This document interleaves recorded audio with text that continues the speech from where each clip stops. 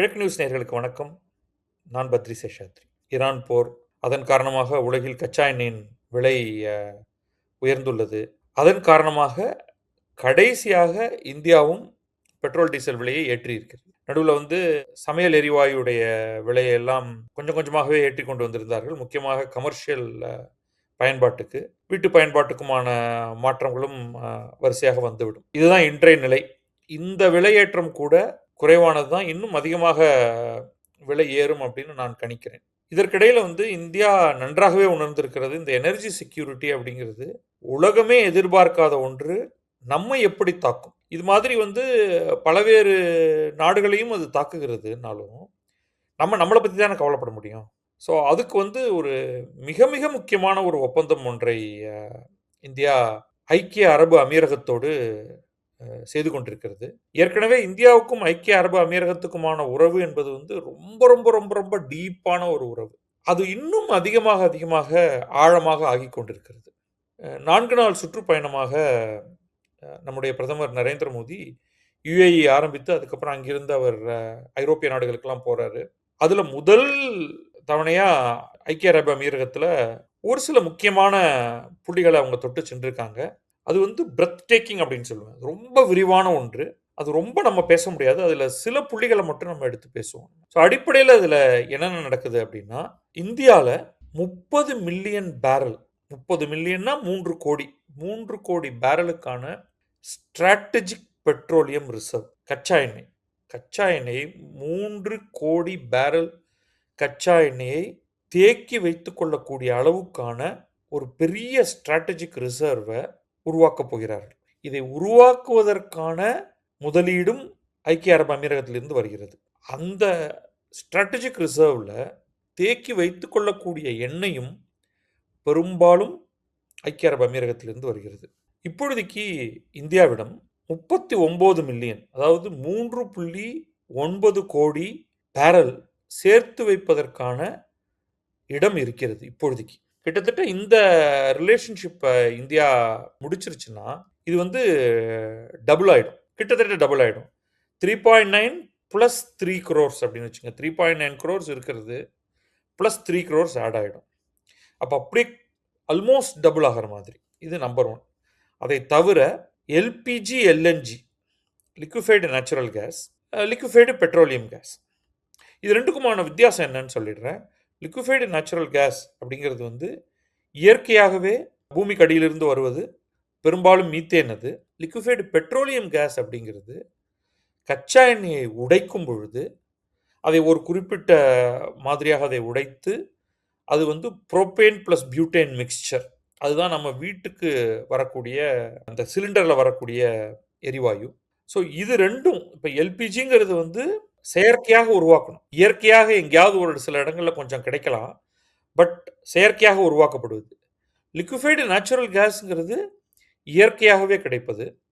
ஆனால் அதை வீடுகளில் பயன்படுத்துவதில் சிக்கல் இருக்குங்கிறதுனால தான், அது எளிதில் பற்றி கொள்ளக்கூடியது அப்படிங்கிறதுனால தான் கொஞ்சம் சேஃபாக இருக்கக்கூடியது மாதிரி புரோப்பேன் ப்ளஸ் பியூட்டேன் மிக்ஸ்சர், இந்த லிக்விஃபைடு பெட்ரோலியம் கேஸ் அப்படிங்கிறது வீடுகளில் சிலிண்டர் பயன்பாட்டுக்காக பயன்படுத்தப்பட்டது. ஸோ இதற்கான ஸ்ட்ராட்டஜிக் ரிசர்வ்ஸும் இதை உற்பத்தி பண்ணி இந்தியாவுக்கு அனுப்புறது. அதுக்கப்புறமா இந்தியாவில் வேற சிலவற்றுக்கும் முதலீடு செய்யலாம் அப்படின்னு ஐக்கிய அரபு அமீரகம் ஒப்புக்கொண்டிருக்கிறது. குஜராத்தில் வாடினார் அப்படிங்கிற இடத்துல மிகப்பெரிய கப்பல் ரிப்பேர் செய்வதற்கான, பழுது பார்ப்பதற்கான ஒன்றும், அங்கே ஒரு பெரிய துறைமுகம் ஒன்றும் கட்டுவதற்கு. நாம் இந்த துறைமுகத்தை பற்றியெல்லாம் நிறையா முந்தைய காணொலிகளில் பேசியிருக்கேன். அதில் விழிங்கம் துறைமுகம் எப்படி இந்தியாவுக்கு ஒரு மாடர்ன் துறைமுகத்தை கொண்டு வந்திருக்கு. இப்போவே அது செயல்பட ஆரம்பிச்சிருச்சு. டிரான்ஸ்ஷிப்மெண்ட் சென்டர் அப்படின்னு பார்த்தோம். அது அடுத்து கிரேட் நிக்கோபார் ப்ராஜெக்ட் ஒன்று வரப்போகுது. வாடினார்லேயும் அதே மாதிரி ஒரு பெரிய டிரான்ஸ்ஷிப்மெண்ட் ஹப் ஒன்று வரப்போகுது. ப்ளஸ் கப்பல் பழுது பார்க்கும் இடம், அதுலேயும் யுஏஇ முதலீடு பண்ணுது. அதை தவிர சில வங்கி, என்பிஎஃப்சி, அதில் எல்லாமும் முதலீடு பண்ணுறாங்க. அது நான் அவ்வளோ முக்கியமானதாக, இட்ஸ் நாட் தட் இம்பார்ட்டன்ட். நம்ம பொறுத்த வரைக்கும் இன்றைக்கி பெட்ரோலியம் எனர்ஜி கிரைசிஸ் இருக்கும் காரணத்தினால இதை தவிர கோல் கேசிஃபிகேஷன் ப்ராஜெக்ட் அப்படின்னு நம்மகிட்ட வந்து கரி இயற்கையிலேயே கிடைக்கக்கூடிய அந்த கரி பெருமளவு கிடைக்கிறது இல்லையா, அதை அன்ஃபார்ச்சுனேட்லி வீட்டுக்கு கொண்டு வந்து நான் என்ன பண்ணுவேன், அந்த கரியை நிலக்கரியை ஒரு தெர்மல் பவர் பிளான்ட்டில் பயன்படுத்த முடியும். ஆனால் வீட்டு உபயோகத்துக்கு அதை என்ன பண்ணுறது அப்படின்னா, அதுக்கு வந்து எப்படி கச்சா எண்ணெயிலிருந்து புரோபேன் பியூட்டேன் மிக்சரை தயாரிக்கிறோமோ அதே மாதிரி கரியிலிருந்தும் புரோபேன் பியூட்டேன் மிக்சர் தயாரிக்கிறது எப்படி, அப்படி பண்ணோம்னா நம்ம வந்து வீடுகளுக்கான சமையல் எரிவாயு கொடுப்பது அப்படிங்கிறதுல உள்நாட்டிலிருந்தே தன்னிறைவு அடைய முடியுமா அப்படிங்கிறதுக்கான இன்னொரு ஒரு மிகப்பெரிய ஒரு திட்டத்திலையும் வந்து இந்தியா முதலீடு பண்ண போகுது. அதுக்கு எவ்வளவு நாள் ஆகும் அப்படிங்கிறதெல்லாம் அது பல ஆண்டுகள் ஆகும், அது இருக்கட்டும். பட் இது வந்து அடுத்து இன்னொரு கிரைசிஸ் வருவதற்கு முன்னாடியே எப்படி தயாராகிறது அப்படிங்கிறதுக்கான திட்டங்களாக நம்ம இதை பார்க்கிறோம். இதோட கூட இன்னும் ரொம்ப முக்கியமாக நம்ம வந்து சேர்த்துக்கொள்ள வேண்டியது என்னன்னா, ஓபெக் அப்படின்னு ஒரு அமைப்பு இருக்கு. அந்த ஓபெக்ங்கிற அமைப்பு வந்து organisation of petroleum exporting countries. So அவங்க வந்து ஆக்சுவலாக என்னன்னா, எதுக்காக அவங்க அதை பண்ணுறாங்கன்னா, கிளட்டு நிறையா உற்பத்தி ஆயிடுச்சுன்னா சந்தையில் விலை தானாகவே விழும். அதனால் எல்லோரும் நல்ல ப்ரைஸ் அவங்களுக்கு வரணுங்கிறதுக்காக இது ஒரு கார்ட்டல்.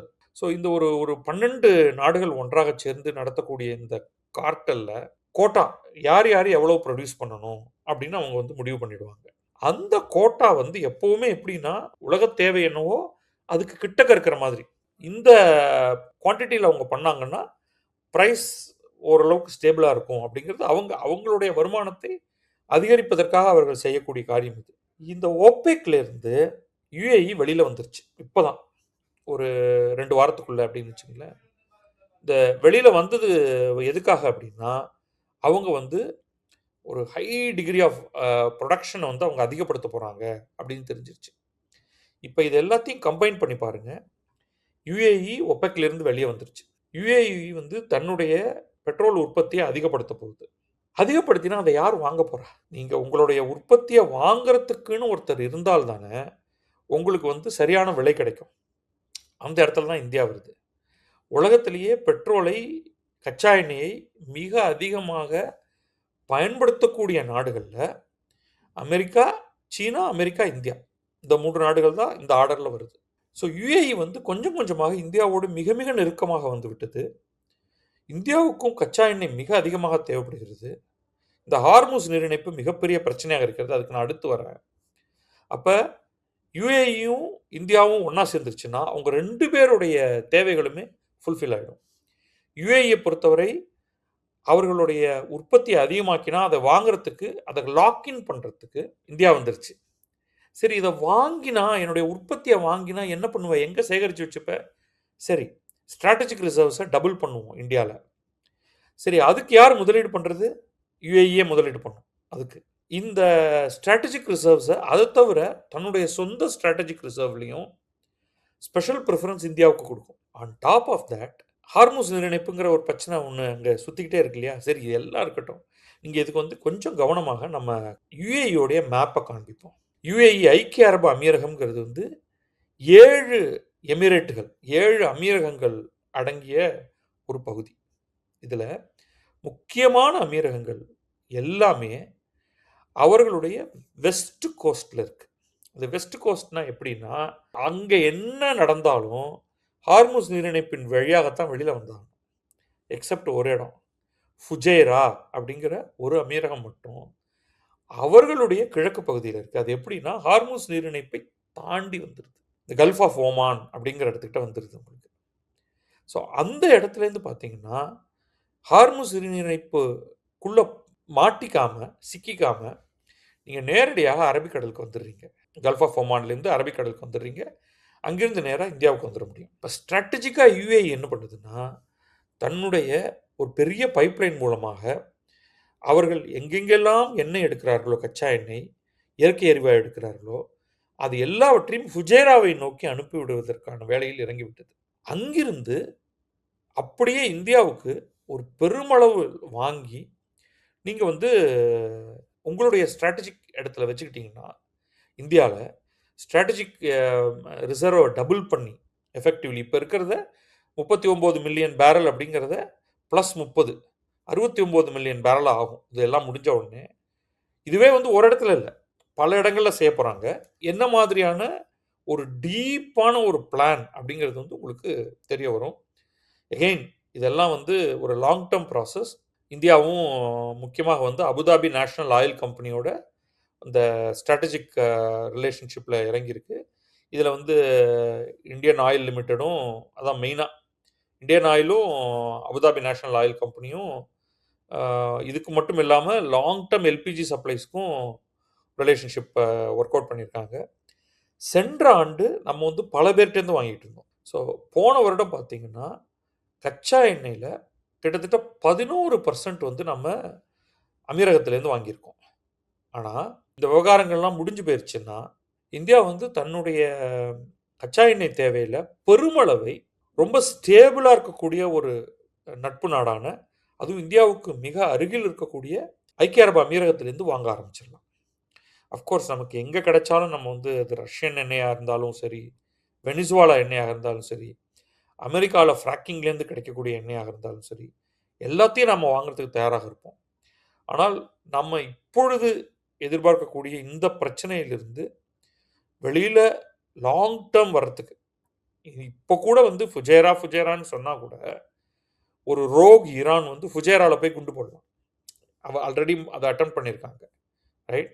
பட் இது எல்லாமே நமக்கு வந்து அங்க ஓரளவுக்கு ஸ்டெபிலிட்டி வந்தாலும், ஹார்முஸ் நீரிணைப்பு வழியா நான் வந்து தண்டல் வசூலிப்பேன் அப்படின்னு ஈரான் சொன்னாலும், ஃபுஜேராவிலேருந்து கப்பல் வெளில போகும்பொழுது அத பத்தி கவலை இருக்காது. ஸோ ஓவரால் ஒரு ஒரு ஐடியா உங்களுக்கு வந்து கிடைச்சிருச்சு. ஸோ இத இன்னொரு தடவ சம்மரைஸ் பண்ணிடுறேன். இந்தியா, ஐக்கிய அரபு அமீரகம், கச்சா எண்ணெய், இயற்கை எரிவாயு, சமையல் எரிவாயு. இந்த 3க்குமான ஒரு மிகப்பெரிய ஒப்பந்தத்தை யுஏஇயுடன் போடுகிறது. இதுக்கு வந்து நமக்கு முக்கியமாக ஸ்ட்ராட்டஜிக் ரிசர்வ்ஸ் தேவைப்படுது. ஏன்னா, இப்ப இருக்கிறது வந்து நமக்கு 60 நாள், 70 நாள் வரைக்கும் இருக்கக்கூடியது. இத வந்து 120 நாளைக்கு எக்ஸ்டெண்ட் பண்ணணும்னா, நம்ம வந்து நம்முடைய ஸ்ட்ராட்டஜிக் ரிசர்வ்ஸ கிட்டத்தட்ட டபுள் பண்ணணும். அதுக்குமான ஒரு ஒப்பந்தத்தை நம்ம வந்து அபுதாபி நேஷனல் ஆயில் கம்பெனியோடயோ, ஐக்கிய அரபு அமீரகத்தோட நம்ம போடுறோம். அதோட கூட எல்பிஜி அதுக்கான லாங் டெர்ம் சப்ளைஸ்க்கும் அவங்களோட நம்ம ஒப்பந்தம் போடுறோம். சென்ற ஆண்டு வந்து கிட்டத்தட்ட 40% எல்பிஜி நம்ம வந்து யுஏஇலேருந்து வாங்கியிருக்கோம். ரைட்? ஸோ ரொம்ப ரொம்ப ரொம்ப க்ளோஸா 2 நாடுகளும் ஒர்க் பண்ணுது. இத தவிர மிகப்பெரிய இன்வெஸ்ட்மென்ட் இந்தியன் இன்ஃப்ராஸ்ட்ரக்சர்ல, இந்திய கட்டுமானங்கள்ல ஐக்கிய அரபு அமீரகம் செய்யப்போகுது. ஐக்கிய அரபு அமீரகம் ஒபெக்லேருந்து வெளியில வந்துருச்சு. இனிமே அவங்க வந்து கோட்டாலாம் கிடையாது. அவங்க தன்னிஷ்டத்துக்கு எண்ணெயை உற்பத்தி பண்ண போறாங்க. ஏன்னா, அவங்களுடைய திங்கிங்ல அவங்க என்ன பார்க்குறாங்கன்னா, 20, 25 வருடத்துக்கு பிறகு உலகமே எண்ணெய்ங்கிறதுலேருந்து பெருமளவு நகர்ந்துரும். அந்த இடத்துல வந்து nuclear power, solar power, hydrogen போன்ற பலவேறு மாற்று திட்டங்கள் அதுதான் முதன்மையா கோலோச்சிக்கிட்டு இருக்கும். அப்படி இருக்கும் பட்சத்துல காற்றுள்ள போதை தூற்றிக் கொள்வோம். லாங் டெர்ம் லாக்-இன் ஒரு மிகப்பெரிய பையரோட பண்ணிடுவோம். நமக்கு வந்து ஒரு சேஃப் லாங் டெர்ம் ரெவென்யூஸ் இருக்கும். அப்படிங்கிறதுல வந்து ஒரு மிகப்பெரிய திட்டமாக யுஏஇ இத பார்க்குது. இந்தியாவ பொறுத்தவரைக்கும் நமக்கு எனர்ஜி செக்யூரிட்டி ரொம்ப ரொம்ப ரொம்ப ரொம்ப முக்கியம். அந்த எனர்ஜி செக்யூரிட்டிய வந்து மிகச் சரியான விதத்துல எப்படி செய்யறது அப்படிங்கிறதுக்கு யுஏஇயுடைய ஒரு ஆழமான அதாவது டீப்னா அவ்வளவு ஆழமான ஒரு உறவு வந்து நம்ம ஒரு எனர்ஜி சப்ளையரோட நம்ம இதுவரைக்கும் பண்ணதே கிடையாது. நமக்கு ரஷ்யா எக்காலத்திலும் ஒரு நண்பர் தான். இருந்தாலும் ரஷ்யா மீது சாங்ஷன் அது இதுன்னு மாறி மாறி பிரச்சனைகள்ல இந்தியாவால வந்து பெஸ்ட் ஒரு பிளான்ஸ் பண்ண முடிஞ்சதில்ல. அவங்க ஒரு டீப் டிஸ்கவுண்ட் குடுத்தப்ப ரஷ்யாட்டேருந்து வாங்கினோம்.